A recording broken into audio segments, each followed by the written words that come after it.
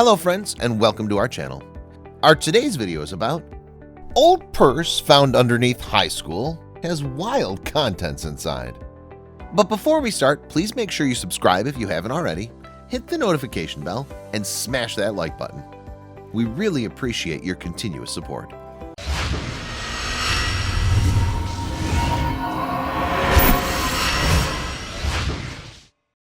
It's incredible how an item from your past can bring forgotten memories rushing back. During a routine demolition, these out-of-place vintage objects almost ended up in a trash heap, but their curious discoverers looked into their histories. And they were lucky they did. Their quest for answers uncovered some pretty incredible stories from decades gone by. In southern Indiana, at the beginning of February in 2019, workers were hard at work tearing down the decrepit Jeffersonville High School. The former faculty supposedly hauled all valuables out of the building years before, but the construction crew stumbled across a long-forgotten cache. Before bulldozing the rubble, one worker fortunately spotted this lost purse. Though covered in dust and grime, it appeared to be in fair condition, and based on its weight, the bag was filled to its brim with objects. The workers took a break and decided to rummage through the bag. They expected to find some junk that teenagers stashed in the past few months, but nothing of the sort popped out. Instead, they gazed upon a bundle of objects from the early 1950s. A few newspaper clippings confirmed the date, and the retro items inside matched the era perfectly. For example, the crew popped open a vintage tube of lipstick that must have belonged to a high school girl way back when. Underneath that was a clue to her identity. A letter, carefully folded, lined the bottom of the bag, written to Marty from Torchy. It appears to be some kind of love note. The message hinted at a love triangle, as both the writer and a boy named Paul wanted to take Marty to prom. The workers notified the school board, and together they tried to figure out the owner of the abandoned purse. Based on the personal information and date of the news clippings, they guessed it must have belonged to Martha Ina Ingham, class of 1955. Miraculously, they were able to track down Martha, now splitting her time between Maryland and Florida, and ask her about the bag. The octogenarian confirmed she'd lost it long ago, and she revealed the dramatic story behind the love letter. Reportedly, Martha, or Marty, was quite the catch back in the day. Both Paul and Torchy asked her to prom, but in the end she decided to take an entirely different date, a boy named Carter Williams. Martha's and Carter's relationship didn't last past senior year, but the Jeffersonville alum was ecstatic to get her old purse and belongings back. They conjured up memories that hadn't crossed her mind for decades. Martha, understandably, had no interest in reviving this old romance, but there's no denying that thoughts of high school flames stay with us. Coincidentally, half a country away, a Georgia woman learned a similar lesson while cleaning her house. One chilly day in 2019, Ann Caldwell of Augusta, Georgia, decided to straighten up her house a little bit, but her spring cleaning threw her for a loop. Instead of bringing her ahead to the next season, one surprise took her back 60 years. The old woman lived alone, so she knew just about every inch of her home. When she cleared out a cluttered drawer, however, an unfamiliar sparkle in the back caught her eye. She reached for it and gasped. It was a class ring. Judging by its gold sheen and black engravings, it held great sentimental value. Except Anne had no idea how it got there. The inscription had the initials CS and indicated the owner graduated from Weatherford High School in 1959. The information only heightened the mystery. While Anne lived in Georgia, Weatherfield High School was 4 states away in Oklahoma. She had serious doubts about whether she'd ever track down the owner, but Anne knew she had to try. After a bit of research, Anne enlisted the help of Chad Wilson, the Weatherford superintendent of schools. Chad had access to all the records from the area but couldn't make any promises about an answer. Chad got his hands on a yearbook from 1959, the same year as the ring. The only other information he had was the initials CS. But luckily, only one student in the 62-person senior class matched them. Chad and Anne's likely target was Coy Sullivan, who also was one of the 3 valedictorians for the class.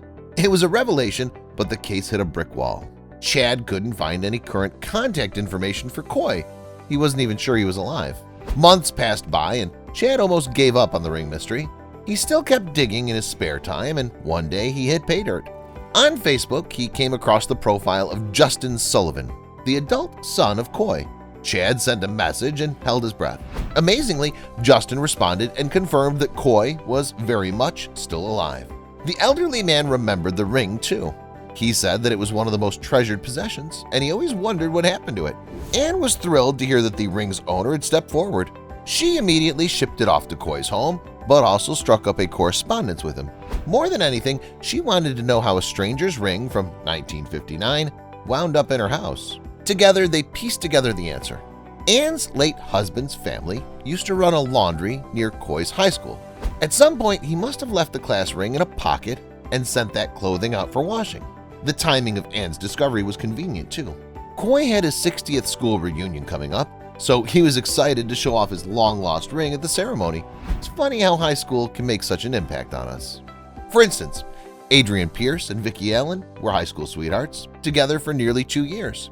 Sadly, like most romances, it eventually came to an end, but Adrian was left with a memento he'd never forget. It was Vicki who ultimately ended the relationship, and Adrian hadn't seen it coming. It was right before the holidays, so it was a rough time to break up, but Vicki insisted on giving Adrian the present she bought for him. Spending Christmas without his beloved left Adrian heartbroken, so much so that he refused to open the mysterious gift. Still, he couldn't bring himself to toss it out, so he put it under his tree and left it there. As years went by, Adrian fell in love once again, this time with a woman named Valerie. Having nearly forgotten all about Vicki, he married Valerie without hesitation, and together they started a family. But the one time a year that Adrian would think of his ex-girlfriend was right before Christmas. As he continued to put out the present that he never unwrapped beneath the tree, naturally his family deemed it a bit odd and wondered what it could be. Years turned into decades, and even though Adrian had told his family that he'd never open the present, they'd finally had enough of the mystery. On the 47th year after the high school breakup, Valerie told him to open it already. So on December 23, 2017, Adrian wrote a Facebook post explaining the situation, which sparked a lot of interest from his social media friends. He finished by asking if anyone knew how to track down Vicki so they could reconnect and open the gift together. As it turned out, one of Adrian's friends from high school was friends with Vicki on Facebook, and he was happy to connect the two. Happy to hear from him, Vicki invited Adrian and Valerie to fly out and visit her home in British Columbia. Of course, Adrian was both excited to see his old flame, whom he had long since forgiven, but he was nervous too. So much pressure built up around the present. What could it possibly be? Would Vicki and Valerie get along? Nevertheless, the Pierces headed to Western Canada, where they finally caught up with Vicki. While live on CTV, Vicki admitted that she didn't actually remember what was in the box, but she did recall the circumstances surrounding the present. As she explained, she'd been out shopping for a Christmas gift for her then-boyfriend, Adrian, when she ran into another guy named Wolf. They got to talking, and he ended up kissing her, and she didn't pull away. In fact, she kissed him back. Absolutely riddled with guilt, Vicki decided that the only fair thing to do was to break up with Adrian. But she still wanted to hand him the gift she'd so carefully sought out for him. 47 years later, here they were, ready to reveal what was inside. With cameras all around, Adrian handed the present to Vicki to do the honors of unwrapping the gift. As soon as she peeled off the wrapping paper, her face turned red, and she muttered that there was no way that she should have given this to her boyfriend. After much speculation surrounding what was inside the little package, it turned out to be a book titled Love Is: New Ways to Spot That Certain Feeling. It was a collection of comic strips by Kim Grove, inspired by letters the author had written to her own husband. While the book may not have been a teenage boy's taste, it did have a clear message of love behind it. And that wasn't all. When Adrian handed it back to Vicki, she opened the book and flipped the pages to reveal a personal note inside of it. While Adrian preferred to keep the inscription private, he did announce that he would frame the book and its shiny blue wrapping paper as a memory to treasure forever. With that, Adrian and Valerie bade Vicki adieu and headed back home. Still, the story was far from over. Unable to let go of the story itself, Adrian wrote a book about his experience. The live TV coverage of his meeting with Vicki gave him 15 minutes of fame, which he would use to promote the 47-year-old present. Aside from the book, Adrian also wanted to incorporate his story using another one of his hobbies, camera work. He announced plans to release a documentary, filmed by the one and only, that would cover what the book did not. Unfortunately, not everyone was psyched about Adrian's creative outlets. His own son called the entire story of his father holding onto a 47-year-old present from an ex-girlfriend stupid. Even Vicki said the whole ordeal was a bit worrisome. It seemed like the story itself had given Adrian a sense of purpose and a source of inspiration. He was happy to have reconciled with his former love and to have received some attention for refusing to give up on his dream. Their success story actually inspired another former couple to think about their past. If you spotted these two lovebirds back in the 1960s, it would have been safe to assume that they were ready to spend the rest of their lives together. In fact, there was nothing they wanted more, but things weren't so simple. Janice Rude came from a working-class family in Reno, Nevada. Her father encouraged her to seek a better life than the one he had, and so Janice set off to earn a degree in biology. Her father agreed to help her pay for her tuition. Janice enrolled in Occidental College in the early 1960s. By her sophomore year, she was doing well in her classes and figured she had a handle on university life, but one turn of events changed it all. She fell in love. Though he was only a freshman, Prentice Wilson made an immediate splash on campus. He won the presidency of the Kappa Sigma fraternity and rebelled against its national brotherhood when they refused to admit a black student. This bold stand made Prentice hard to forget, notwithstanding the fact he was charming and handsome. For Janice, he looked like her knight in shining armor. She worked in the school cafeteria to pay for her education, and Prentice made a point of chatting with her every day. Both students eagerly hoped to bump into each other on campus, though they hadn't learned each other's names yet. Prentice made sure he was among the first students to enter the cafeteria every meal, just so he would have extra time to talk with Janice. After a few weeks of flirtation, he worked up the courage to ask her what her name was. He never forgot it. While these brief conversations continued for months, the relationship didn't evolve beyond that. Both Janice and Prentice were clearly enamored with one another, but neither felt brave enough to suggest an actual date. Finally, Janice decided to take action. After learning that Prentice went home to spend Thanksgiving with his family, she hopped in her car and drove 160 miles to his home. She knocked on his door but was at a total loss for words when Prentice answered. But Janice didn't need to say a word. Prentice was over the moon that his cafeteria crush suddenly showed up at his door. He invited her inside, where Janice met his parents and even shared their Thanksgiving meal. After that fateful holiday, Janice and Prentice were inseparable. As their love flourished, the two students began making plans for a future. It seemed perfectly natural. Why wouldn't they be together forever? Then Prentice made the big leap. He proposed, and Janice said yes. They were never more in love than at this very moment.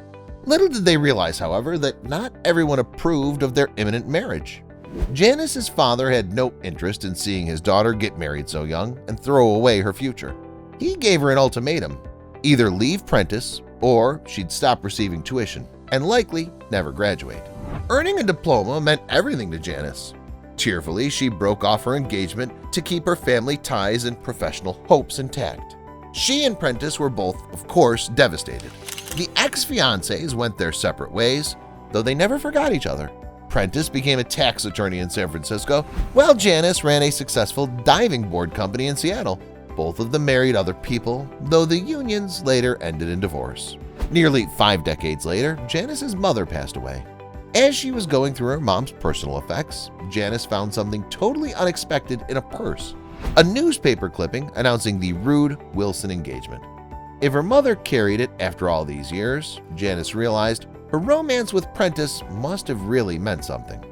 The tricky part was that Janice barely made any contact with Prentice in the years following graduation. Now she couldn't get him out of her head. Was she crazy to still be thinking about her old flame after almost 50 years? Through the grapevine, Janice learned that Prentice was essentially in the same boat she was in. Not only had his mother recently passed away, but he too was divorced. It seemed like fate. Hoping for a miracle, Janice gave him a call. Just like when Janice showed up on Prentice's doorstep on Thanksgiving, she was reaching out to him out of the blue. As luck would have it, he was once again elated to find Janice checking in on him, and Prentice had one more remarkable coincidence to share. His mother also carried around a newspaper clipping about their engagement during all those years apart. It seemed like a sign. Within 2 months, these star-crossed lovers were engaged to be married for the second time. This go-round, however, nobody could stand in Prentice and Janice's way. They finally married each other in 2012 on Occidental College's campus, surrounded by old friends and classmates. The couple regrets that they had to spend so much time away from each other, but they're now more focused on what's ahead. These days, Janice and Prentice are always driving off to some new adventure, and no road is off limits. Adrian and Vicky might be surprised to hear about one unusual long-time romance in California. From their earliest days as a couple, Candace Frazee and Steve Lubansky went out of their way to show just how much they loved each other. They weren't afraid to use unconventional displays of affection either. They showered each other in presents, even if it wasn't a special occasion. These two honey bunnies went all out, constantly striving to one-up their latest gift efforts. Of course, that only became harder and harder. Ahead of Valentine's Day 1993, Steve knew he really had to nail it.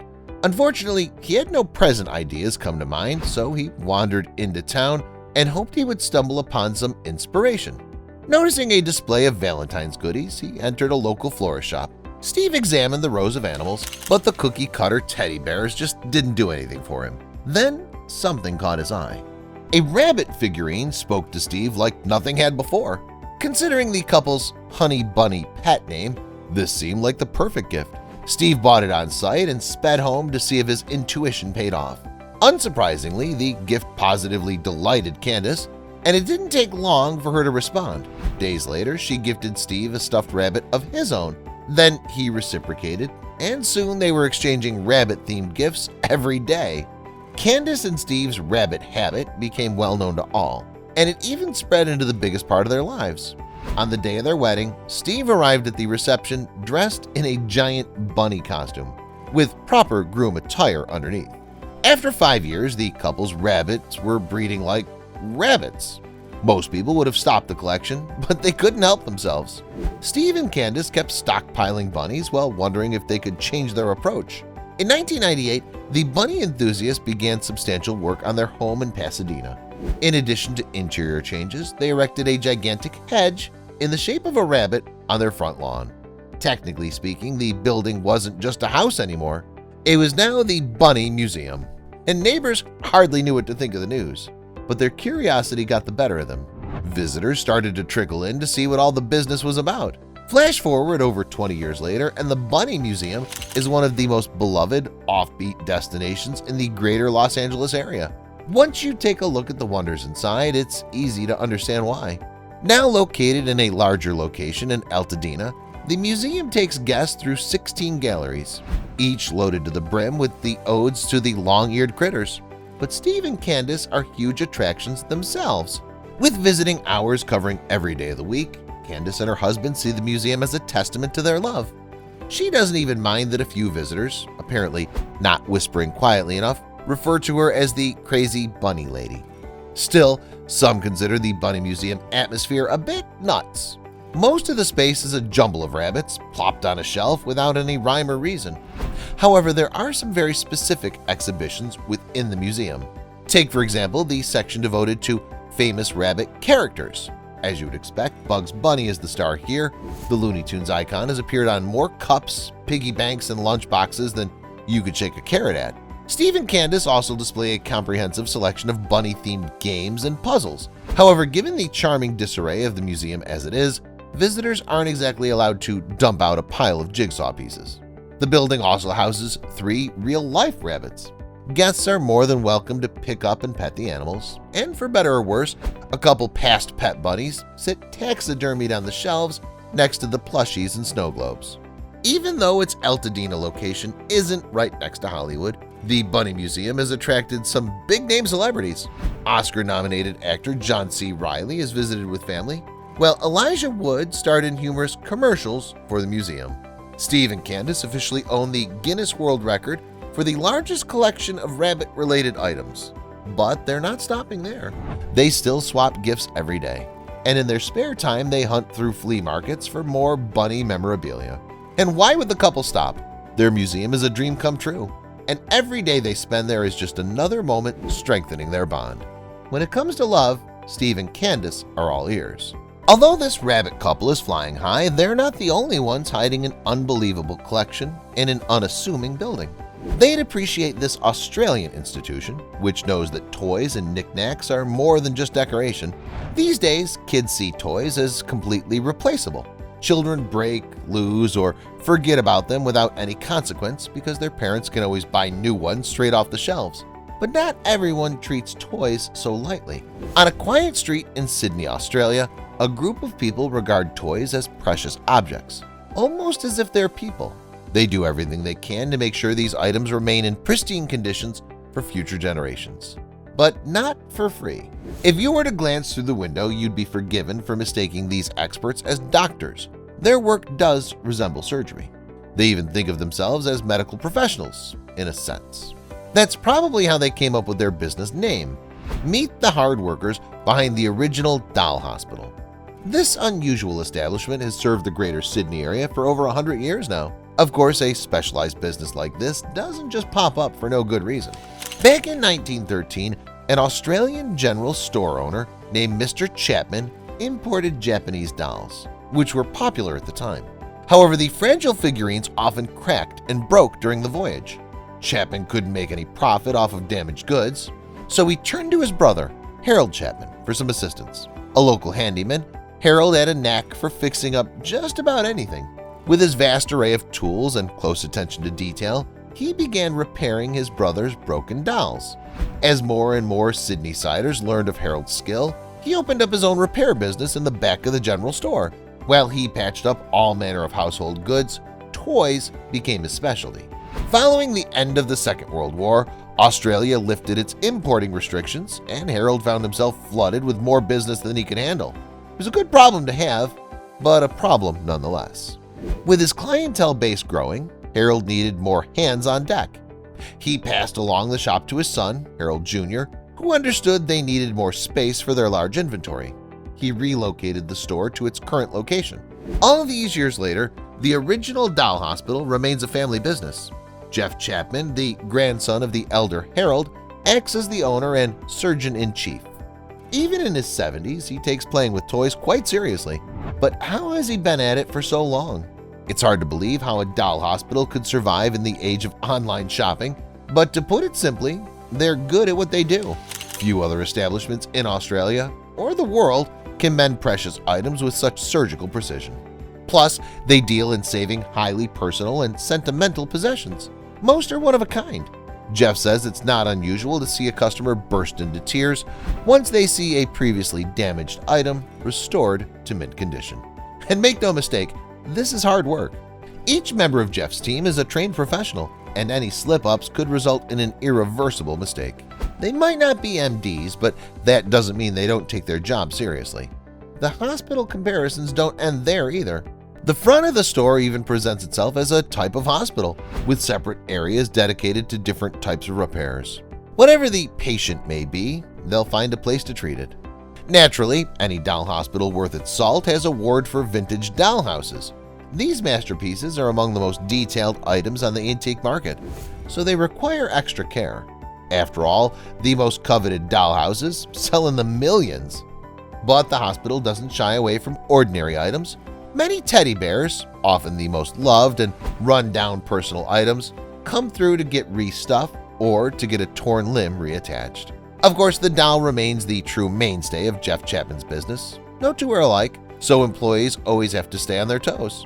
Some parts of the repair process are especially challenging. According to employee Carrie Stewart, "The thing I like the least is eyes. It's a very difficult balancing act to get them right, so it does take a while. Sometimes I have to do them 3 times before I'm happy with them." Because dolls come in every shape and size imaginable, the shop has to keep a vast array of spare parts in stock. The tinkerers in the back are always linking up different limbs, torsos, and heads. But as much as the workers are like doctors, they're also artists. They know the details are what really makes a doll precious. Many of their orders are to replace a toy's hair or touch up its color. Emotionally speaking, these things really connect a person to their childhood mementos. Work at the original doll hospital is far from typical, but the employees certainly take great pleasure in it, and so do their customers. At this hospital, everybody leaves smiling, whether these smiles are genuine or just painted on. Did you enjoy today's story? Let us know what you think about it in the comments. If you believe this story was amazing, don't hesitate to share it with your buddies. Hit the subscribe button and activate the notification bell so you'll never miss your daily dose of incredible stories.